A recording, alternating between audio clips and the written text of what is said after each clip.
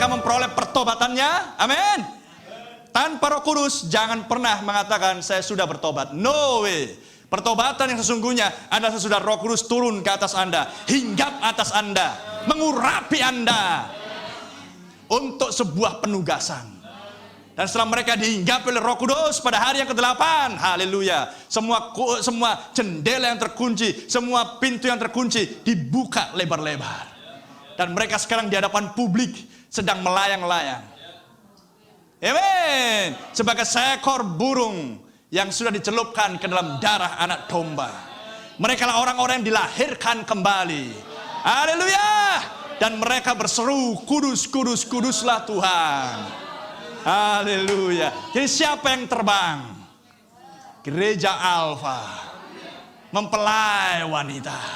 Siapakah yang dikorbankan dan berlumuran darah itu? Yesus Kristus. Pasangan dari gerejanya, pasangan dari gereja Alfa. Oh, mulialah nama Tuhan. Amen. Itulah sebabnya pesan restorasi membawa kembali berkat-berkat Pentakosta kembali ke sini.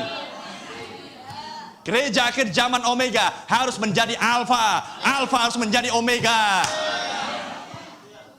Haleluya. Terpujilah nama Tuhan. Dia terbang, tapi tidak lagi berwarna putih dia.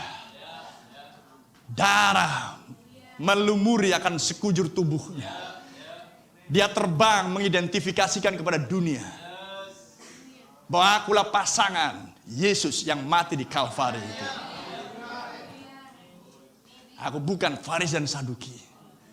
Aku sudah terbang meninggalkan tempat tersebut. Haleluya. Aku sudah ditahirkan pada hari yang ke-8. Amen. Apakah Anda menerima pentahiranmu, brother and sister? Di akhir zaman. Sekarang kita bawa kisah ini ke akhir zaman. Gereja yang mulia, gereja yang murni itu jatuh di Konsili Nicea. Di sepanjang 7 zaman gereja. Ada amin? Terkena kusta lagi. Pohon mempelai wanita rusak lagi. Setelah dia tumbuh dan berdiri dengan kokoh di hari raya Pentakosta, di sepanjang kehidupan para rasul. Tapi setelah para rasul meninggal, gereja kembali rusak, dimakan oleh keempat belalang tersebut. Amin. Dan di Konsili Nicea gereja mati. Oh, brother and sister, gereja kena kusta. Anda paham?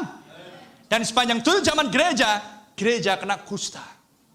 Tapi Imam 14 menjanjikan pada hari yang ke-8 akan tampil imam untuk melakukan pemeriksaan.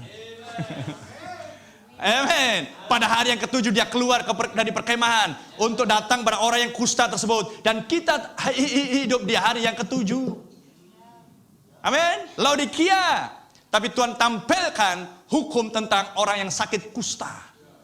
Harus menerima pendamaiannya, harus menerima penyuciannya, harus menerima pentahirannya. Dan syarat yang sama harus terjadi seperti yang dituliskan di Imamat 14. Terpujilah nama Tuhan. Amin. Sama seperti di gereja mula-mula dulu. Setelah mereka memperoleh pentahirannya, amin, mereka terbang dan memanifestasikan Markus 16. Tanda-tanda ini menyertai orang percaya. Amen. Mereka memanifestasikan Matius pasal 28. Beritakanlah kepada mereka. Baptislah mereka di dalam nama Bapa dan Roh Kudus. Paham? Dan aku menyertai kamu sampai dengan kesudahan dunia. Kita berada di sini sekarang.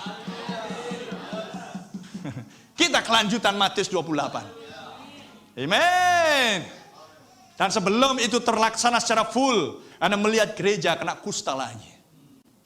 Amin. Tapi puji Tuhan, Tuhan menjanjikan, aku akan mentahirkan engkau pada hari yang ke-7. Amin. Aku akan datang lagi untuk mengadakan pemeriksaan di hari yang ke-7. Ada amin? Maka tampillah imam di akhir zaman. Seorang nabi Tuhan tampilkan.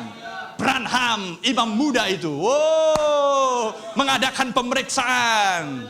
Dan dia seorang yang mengkhotbahkan Wahyu 10 ayat 7. Bahwa malaikat yang ke-7 harus tampil, maka misteri Allah ke-7 guru akan terselesaikan. Dari mulutnya seorang yang berkata, pesan di waktu senja, melepaskan Roh Kudus dari ikatan sungai-sungai Efrat, denominasi misteri Babel. Dan dia seorang yang melepaskan orang-orang kudus dari penjara misteri Babel. Rumah neraka menyingkir engkau, maka rubuhlah penjara tersebut.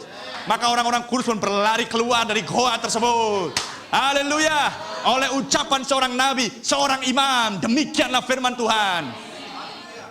Oh, mulialah nama Tuhan. Ibu sakitmu, ibu datang dari kota ini, bapak datang dari kota ini. Oh, brother. Tidakkah dia memanifestasikan Yesus yang sama? Yang mentahirkan akan 10 orang kusta, tapi hanya 1 yang kembali. Amin.